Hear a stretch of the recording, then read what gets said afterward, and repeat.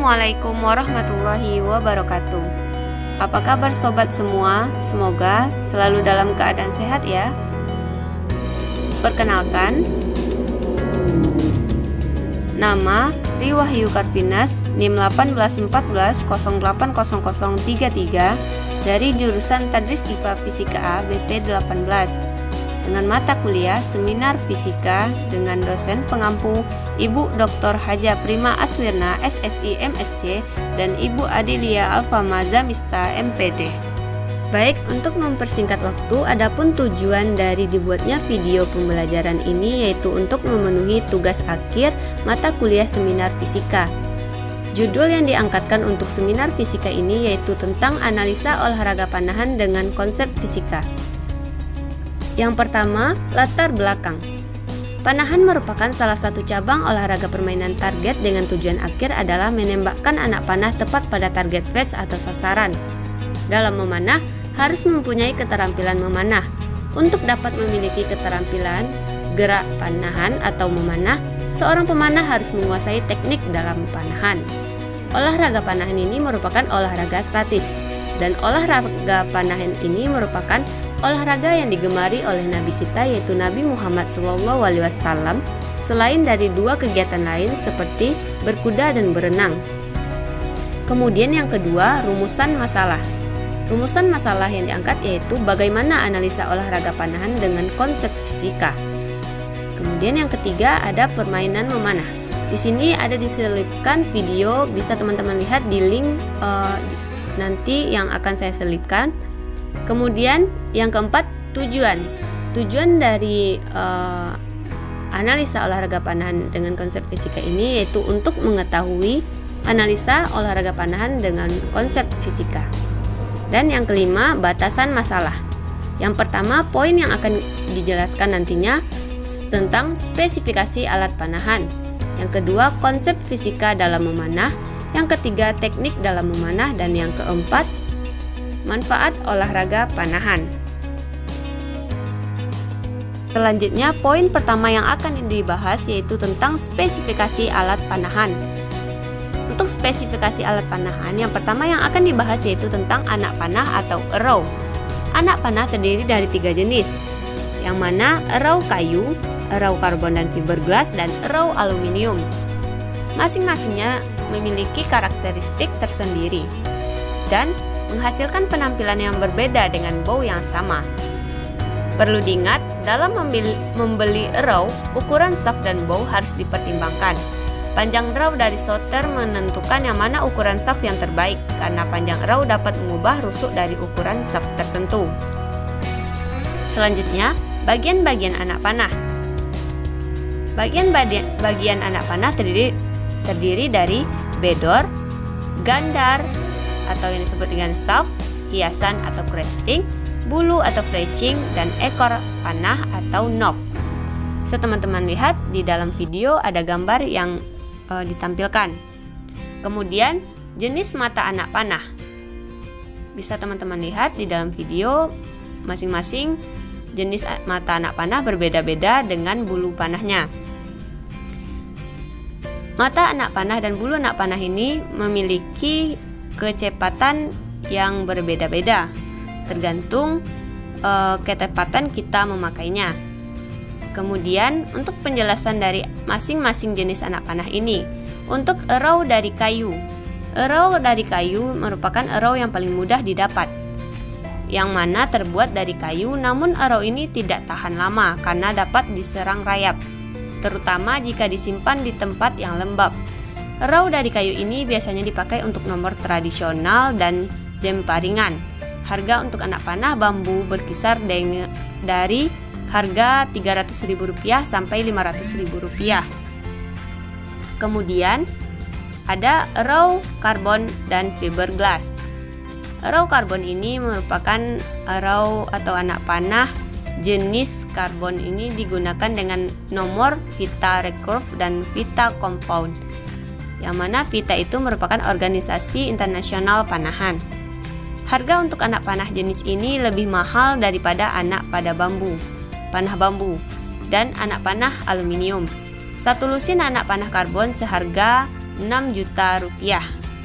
Selanjutnya, anak panah aluminium atau raw aluminium. Anak panah jenis ini digunakan untuk nomor nasional dengan busur standar bow. Harga untuk anak panah aluminium ini berkisar Rp1.400.000. Yang mana pemanah kebanyakan memakai raw aluminium ini karena selain harganya terjangkau juga awet dalam penggunaannya. Kemudian konsep panahan. Panahan atau yang disebut dengan archery adalah salah satu olahraga yang menggunakan busur panah guna menembakkan anak panah ke target yang telah ada. Ahli arkeologi memperkirakan dari lukisan di gua-gua diperkirakan panahan sudah berumur 500.000 tahun lalu, bahkan lebih tua dari itu. Selanjutnya, masih pada poin yang pertama yaitu tentang spesifikasi alat panahan, yang keduanya yaitu tentang busur atau bow.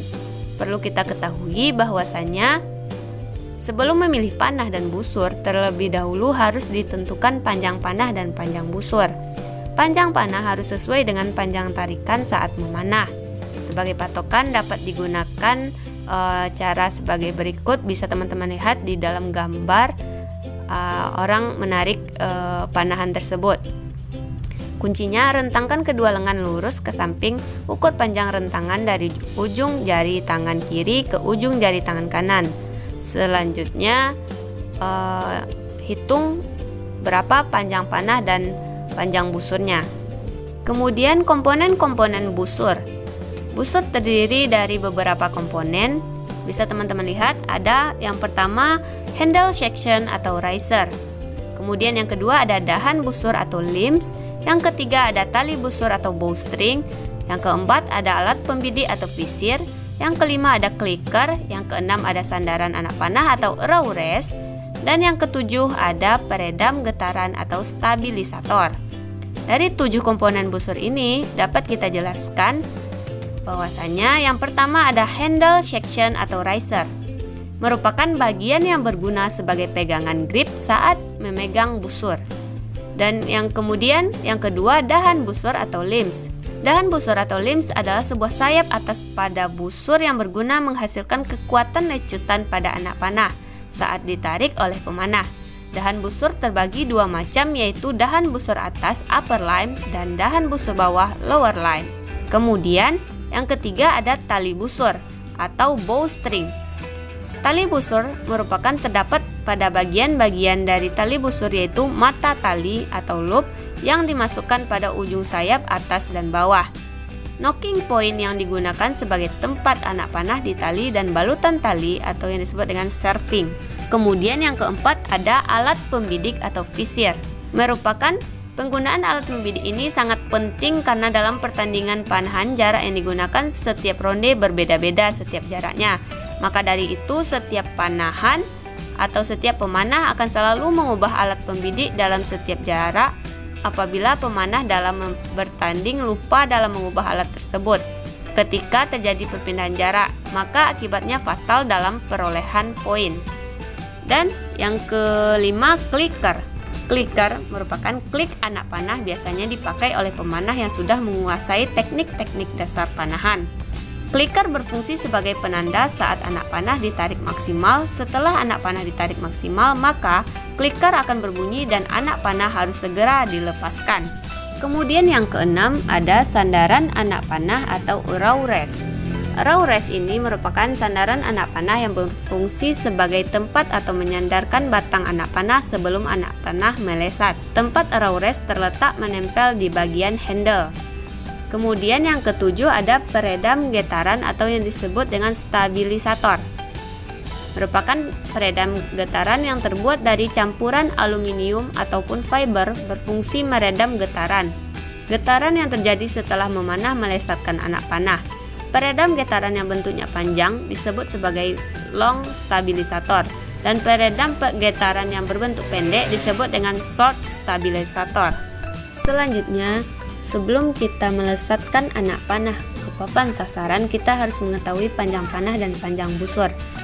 Ini merupakan titik kunci untuk melesatkan panahan tepat pada sasaran. Untuk jarak misalnya jarak yang kita gunakan dari ujung jari kanan misalnya 140 sampai 145 cm, maka panjang panah yang harus kita gunakan ialah 54 sampai 56 cm.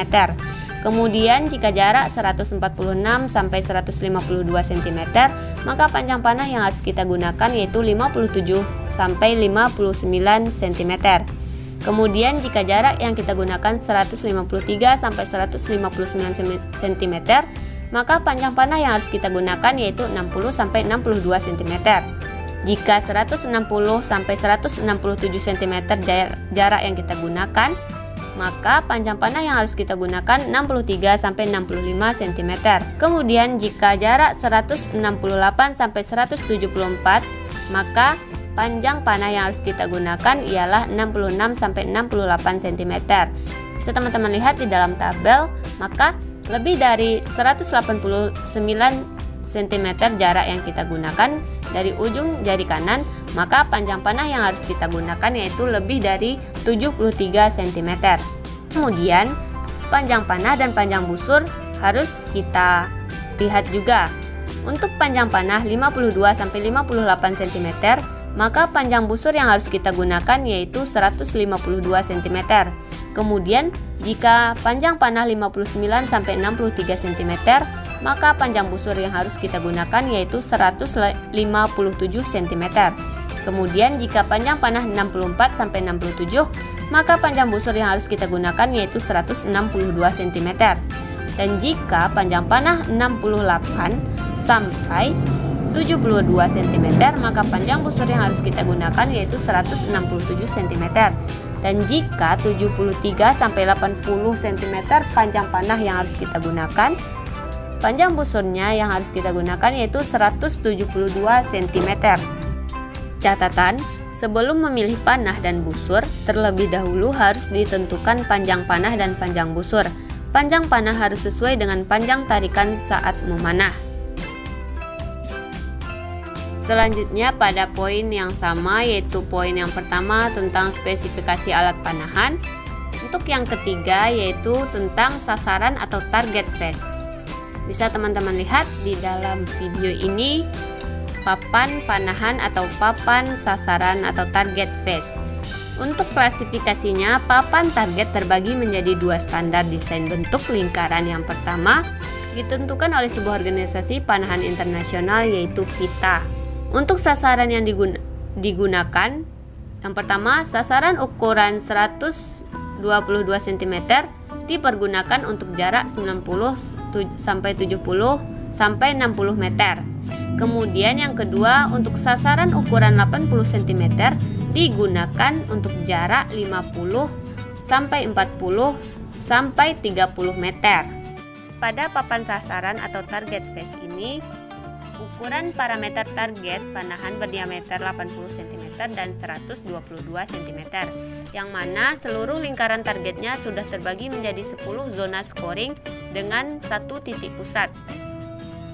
Untuk besar ukuran sasaran panahan yang memiliki diameter 122 cm, lebar zona scoringnya 6 cm. Sedangkan yang memiliki diameter 80 cm, lebar scoring zonanya berukuran 4 cm. Dan secara keseluruhannya, target sasaran tersebut dibagi ke dalam 5 zona warna yang berbeda yang terpusat. Yang mana di antara warna tersebut terdiri dari warna kuning, merah, biru, hitam, dan putih. Masing-masingnya memiliki skor yang berbeda-beda tergantung dari jarak yang digunakan. Pada kompetisi olahraga memanah atau yang disebut dengan olahraga panahan internasional FITA, sistem perputaran perorangan dari setiap turnamen yang dilakukan FITA berlangsung setiap 1 atau 2 hari, yang mana perlombaannya terdiri atas 144 anak panah dengan 1 kali interval untuk setiap 36 anak panahnya. Pengelompokan turnamen dilakukan dari jarak yang terjauh. Selanjutnya masih pada poin yang pertama, yaitu tentang spesifikasi alat panahan. Untuk yang keempatnya tentang aksesoris pelindung pemanah. Yang pertama yang akan dijelaskan aksesoris pelindung pemanah ini seperti 1. Pelindung tangan penarik atau yang dinamakan finger tap. Pelindung tangan penarik ini berfungsi melindungi tangan khususnya di 3 jari penarik, yaitu jari telunjuk, jari tengah, dan jari manis. Pemanah dalam menarik tali pada saat bertanding dilakukan secara berulang-ulang, sehingga kekuatan daya tahan terutama pada ketiga jari tersebut penting.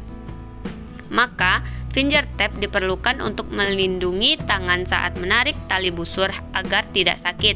Bahan untuk finger tape ini terbuat dari kulit. Bisa teman-teman lihat di dalam video ini. Kemudian yang kedua ada arm guard atau pelindung lengan.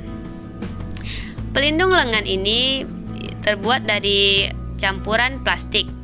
Pelindung lengan ini dipakai di bagian lengan depan kiri. Pelindung lengan berfungsi melindungi lengan dari gesekan tali ke lengan, sehingga pemanah yang sudah mahir selalu menggunakan alat tersebut terlebih sebagai pemanah pemula. Kemudian yang ketiga ada kantong panah atau quiver. Quiver ini merupakan kantong panah yang berfungsi untuk menempatkan anak panah. Anak panah apabila diletakkan di sembarang tempat akan mudah rusak terutama bulunya. Bahan yang digunakan ada yang terbuat dari kulit, tetapi ada juga yang terbuat dari campuran plastik. Panjang kantong anak panah yang bagus disesuaikan dengan panjang anak panah yang dimiliki masing-masing anak pemanah.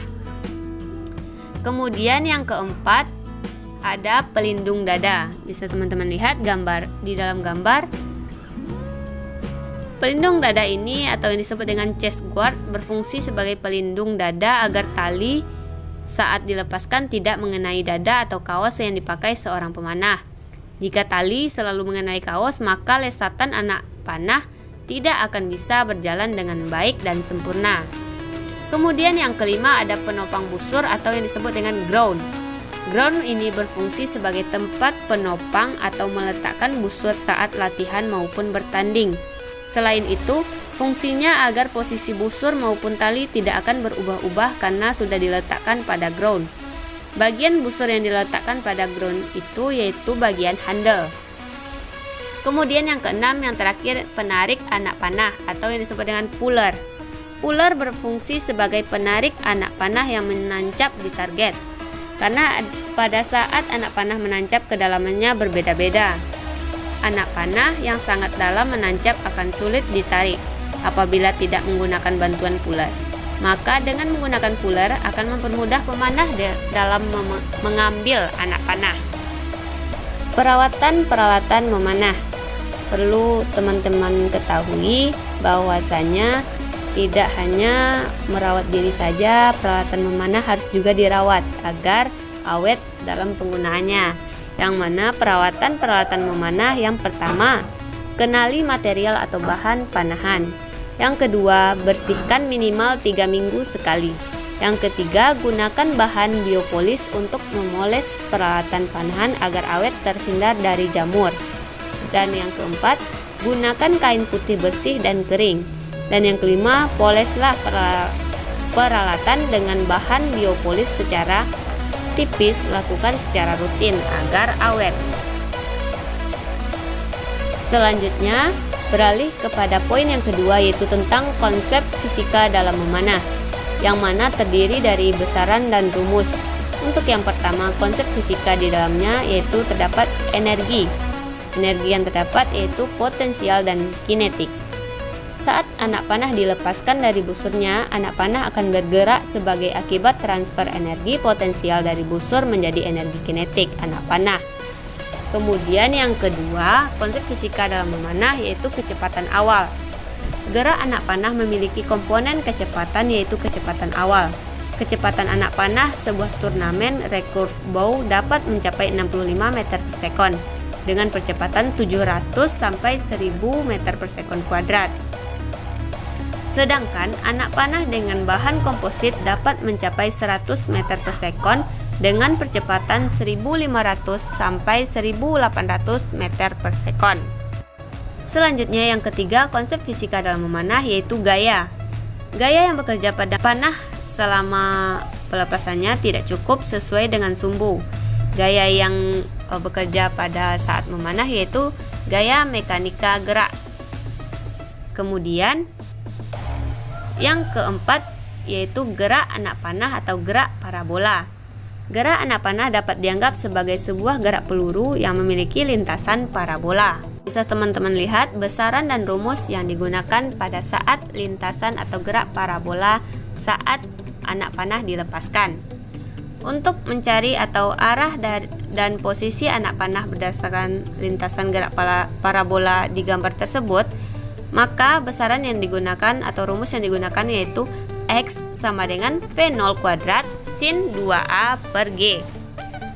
Sin 2A sama dengan X kurang G per V0 kuadrat, yang mana X sama dengan posisi di koordinat sumbu X, kemudian V0 kuadrat merupakan kecepatan awal yang mana satuannya meter per sekon, dan A sama dengan sudut lintasan gerak yang mana satuannya derajat, kemudian G merupakan konstanta gravitasi yang satuannya meter per sekon kuadrat yang mana nilainya 9,81 meter per sekon kuadrat. Selanjutnya, jika berdasarkan skema di atas atau gerak parabola lintasan parabola di atas, maka komponen kecepatan arah sumbu X adalah Fx dan komponen di sumbu Y adalah Vy.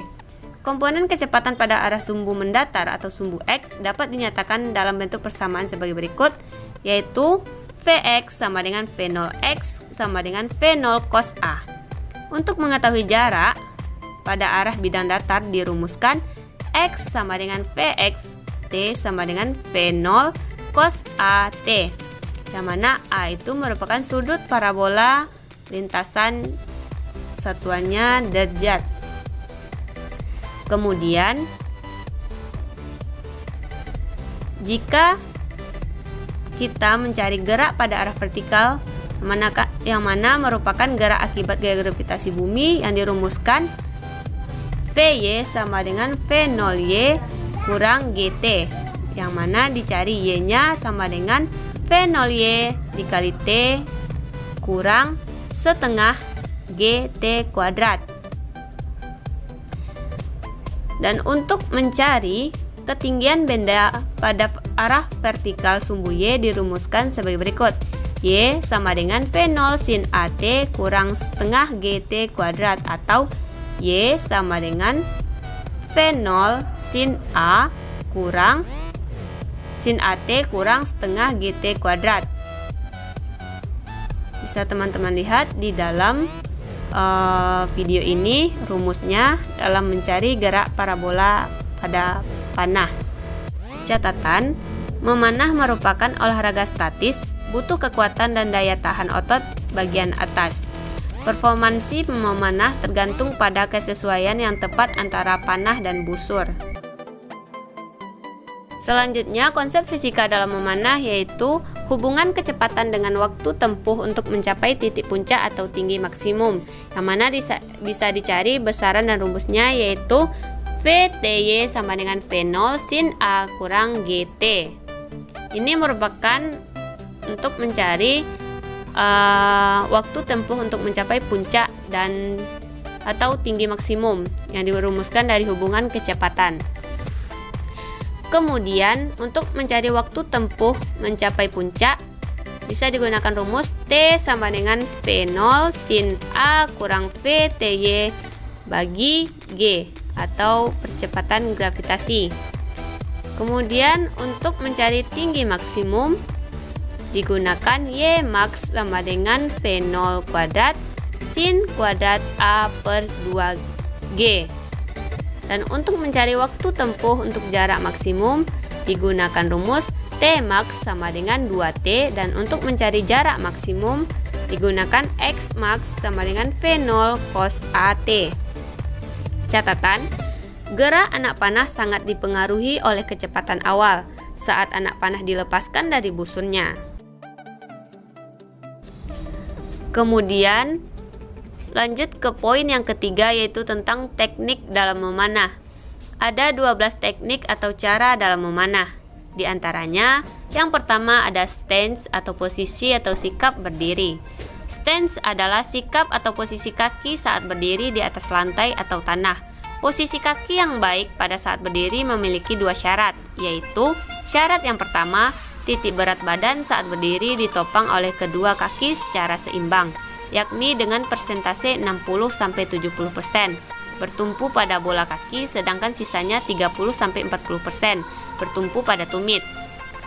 Kemudian yang kedua, syarat yang kedua, posisi tubuh harus seimbang dan tegak, dalam artian tidak condong ke depan atau ke belakang, dan samping kanan dan samping kiri. Agar mencapai tubuh yang seimbang dan sikap berdiri yang benar, maka ada 3 hal yang harus diperhatikan, yaitu yang pertama, jarak antara kedua kaki harus selebar bahu. Yang kedua, ujung kaki harus menyentuh garis khayal di bagian tengah sasaran target. Dan yang ketiga, pastikan kedua lutut dalam kondisi rileks atau tidak tegang. Bisa teman-teman lihat di dalam video gambar orang berdiri tegak. Kemudian sikap kaki yang benar dalam olahraga panahan ada 4 macam. Di antaranya yang pertama ada square or parallel atau stance, yang mana sikap posisi kaki sejajar dengan lantai. Kemudian yang kedua, open stance, ialah posisi kaki terhadap lantai terbuka sedikit lebar. Kemudian yang ketiga ada closed stance, ialah sikap atau posisi kaki pada saat berdiri di atas lantai secara tertutup. Dan yang keempat ada oblique stance, ialah kebalikan dari closed stance, yakni bagian ujung kaki depan sejajar dengan bagian ujung kaki kiri dengan arah menyerong menuju tengah sasaran. Kemudian yang kedua, teknik dalam memanah, yaitu ada namanya knocking atau memasang anak panah. Knocking adalah gerak dasar memanah dengan menempatkan atau memasukkan ekor atau ujung panah ke tempat anak panah. Knocking point yang disebut anak panah pada tali busur serta meletakkan gandar shaft pada sandaran yang telah disediakan. Agar teknik knocking dapat bekerja dengan baik dan tepat sasaran, maka ada 3 aspek yang perlu diperhatikan seorang pemanah, yakni aspek pertama, bulu indeks pada bagian ekor panah harus menjauhi sisi jendela busur. Aspek yang kedua, ekor panah harus dapat atau harus tepat masuk ke tali. Aspek yang ketiga, knocking point anak panah harus benar-benar masuk dan pas ke knock. Apabila anak panah terlalu besar maupun longgar, maka akan mengganggu terbangnya anak panah. Kemudian teknik yang ketiga yaitu ada hooking dan gripping the bow. Hooking dan gripping the bow ini adalah gerakan memanah dengan menempatkan maupun mengaitkan jari di tali setelah anak panah atau knocking point terpasang dengan benar. Posisi jari harus ditempatkan pada tali dan tali harus diposisikan di sendi pertama. Lebih tepatnya pada bagian sendi atas jari telunjuk, di bawah jari tengah dan di belakang sendi jari manis. Perlu diingat, jangan mencoba meletakkan tali pada sendi pertama di bagian jari atas dan bawah. Hal ini bisa membahayakan perkembangan sendi. Sebelum menerbangkan atau menembak anak panah, maka seorang pemanah harus mengecek terlebih dahulu tab tali antara knocking point dengan posisi jari di tab. Agar proses penembakan anak panah berjalan lancar, maka lebih baik menggunakan pembatas jari sehingga jari akan berada pada posisinya dengan benar dan terasa lebih rileks. Apabila tidak menggunakan pembatas jari, maka jari akan terasa cenderung menyebar sehingga bisa mengganggu proses penembakan. Dan yang keempat, teknik dalam memanah yaitu ada namanya mindset. Mindset adalah aspek yang harus dipenuhi oleh seorang pemanah baik dalam kondisi fisik dan taktik. Mindset adalah aspek yang paling penting dari semua aspek yang ada, karena seorang pemanah harus benar-benar rileks di saat menembak anak panah dari busurnya.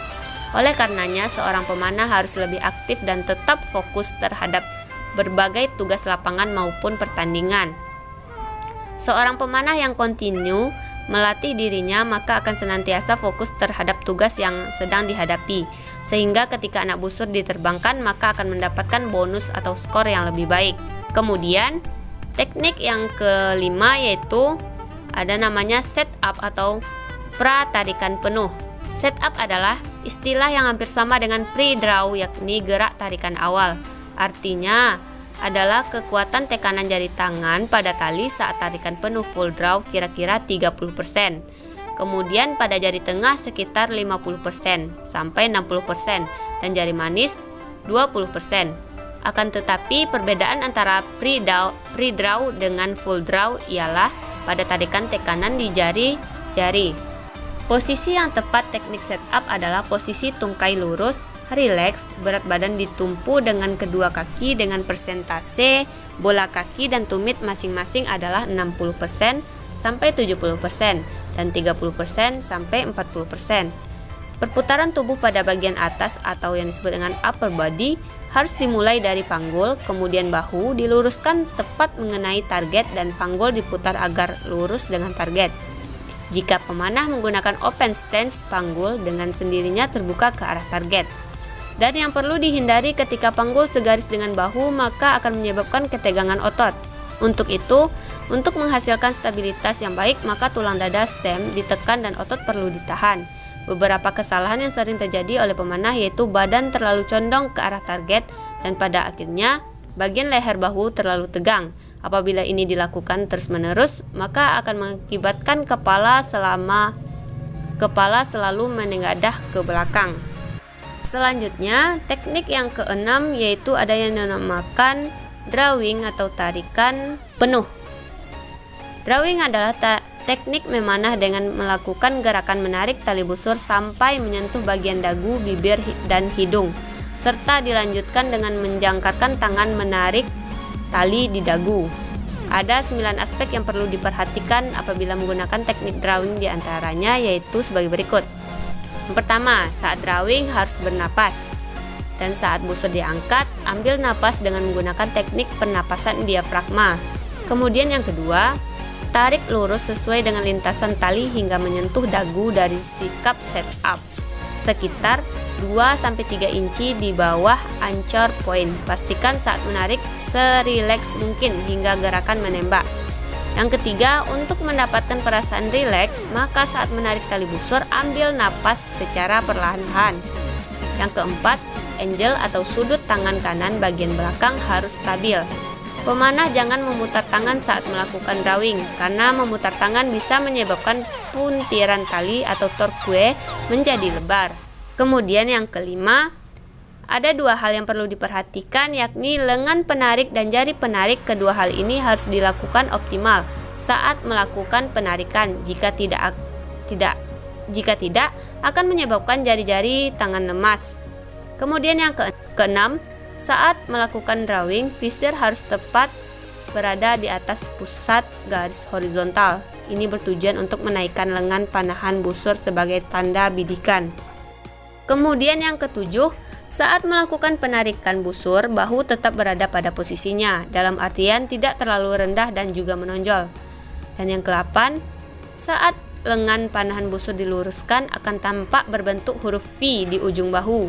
Hal ini dapat berbentuk atau terbentuk jika otot tricep pada lengan panahan busur harus kuat agar membantu bow shoulder tidak menonjol.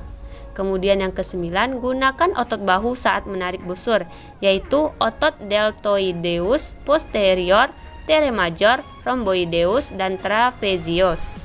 Selanjutnya, teknik yang ke-7 ada yang dinamakan anchoring atau menjangkarkan tangan penarik. Yang mana anchoring adalah gerakan dasar teknik memanah dengan menjangkarkan tangan penarik pada bagian dagu atau rahang. Kemudian yang ke-8, teknik dari memanah ini yaitu dan dinamakan loading atau transfer to holding, yang mana transfer tenaga tarikan. Dan yang ke-9 ada yang dinamakan teknik aiming and expansion, yang mana artinya membidik. Aiming and expansion ini adalah suatu gerakan dengan mengarahkan atau menempatkan titik alat pembidik atau visir tepat berada pada titik sasaran. Ada 3 aspek yang perlu diperhatikan saat membidik, yaitu sikap memanah harus tepat dipertahankan atau tetap dipertahankan. String alignment harus tetap dan jangan membidik target terlalu lama. Kemudian, aiming baru bisa dimulai jika fase transfer dan holding tercapai. Dan waktu idealnya adalah 1-3 detik untuk mendapatkan hasil yang terbaik. Selanjutnya teknik yang ke-10 dalam memanah yaitu ada yang dinamakan rilis atau melepaskan tali atau panah. Rilis adalah gerakan teknik memanah yakni dengan merilekskan jari-jari penarik tali. Agar anak panah dapat terbang dengan mulus, maka pastikan rilis bekerja dengan baik. Ada dua model rilis yang dapat digunakan dalam teknik memanah, di antaranya yang pertama dead release. Suatu teknik memanah di saat tali lepas meninggalkan anchoring, akan tetapi tangan penarik tetap menempel pada dagu seperti halnya sebelum tali dilepaskan. Kemudian yang kedua ada action atau active release. Adalah teknik di mana saat busur dilepas, posisi tangan melewati atau menelusuri dagu dan leher pemanah. Dari dua model teknik rilis di atas, banyak para pemanah atau atlet panah menerapkan teknik active release karena mudah dan iramanya dapat diterapkan dengan baik. Kemudian yang ke-11 dalam teknik memanah ini yaitu ada dinamakan follow draw atau gerak lanjutan. Follow draw adalah bagian dari teknik rilis. Artinya teknik ini bisa digunakan secara alami atau tidak dibuat secara berlebihan. Follow draw yang berlebihan akan menyebabkan titik berat panah dan tembakan menjadi kacau. Oleh karenanya, seorang pemanah harus bisa mengontrol tembakannya dan perasaan saat menembak busur. Kemudian yang terakhir, teknik dalam memanah yang ke-12 yaitu relaksasi atau feedback. Relaksasi atau feedback adalah posisi di mana pemanah tidak emosional dalam menganalisis suatu masalah yang muncul. Dalam hal ini, pemanah harus bertanggung jawab terhadap pada hasil tembakan.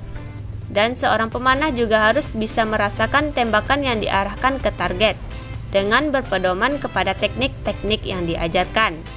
Selanjutnya catatan penting cara menembakkan anak panah. Yang pertama, tentukan mata yang dominan. Kemudian yang kedua, gunakan peralatan yang cocok dengan mata yang dominan. Yang ketiga, dapatkan perlengkapan panahan yang cocok. Yang keempat, lakukan posisi menembak yang benar.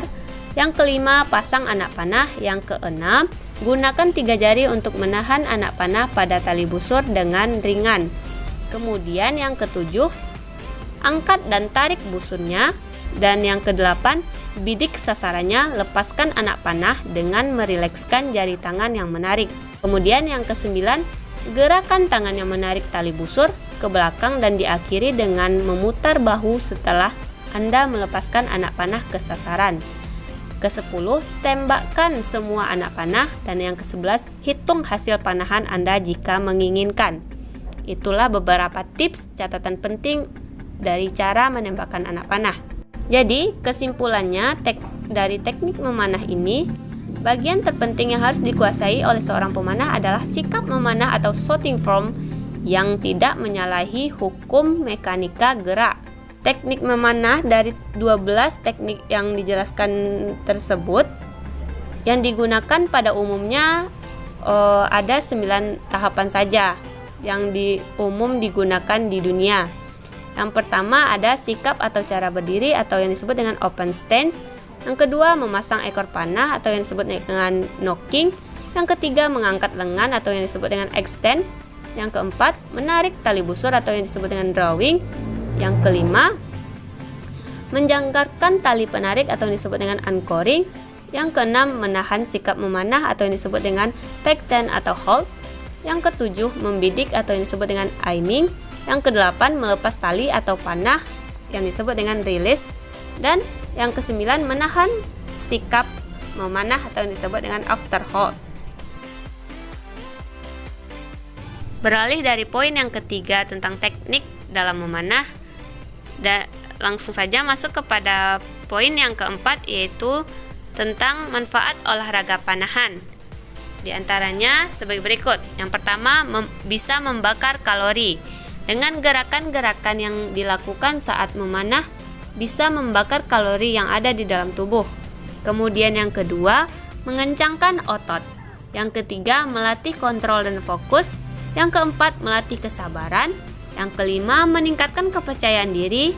Yang keenam, mengasah skill atau skill sosial. Yang ketujuh, melatih koordinasi tubuh antara tangan dan mata agar anak panah mengenai target. Catatan, dari hadis riwayat Bukhari dan Muslim, mengatakan, "Ajarilah anak-anak kalian berkuda, berenang, dan memanah." Di dalam hadis telah disebutkan bahwasanya olahraga panah ini termasuk olahraga yang digemari oleh masyarakat dahulu maupun sekarang. Sekian dari saya, penjelasan tentang analisa olahraga panahan dengan konsep fisika. Untuk mata kuliah seminar fisika ini, jika ada salah dan dalam penyampaian serta salah dalam pengucapan, saya mohon maaf. Saya akhiri. Assalamualaikum warahmatullahi wabarakatuh.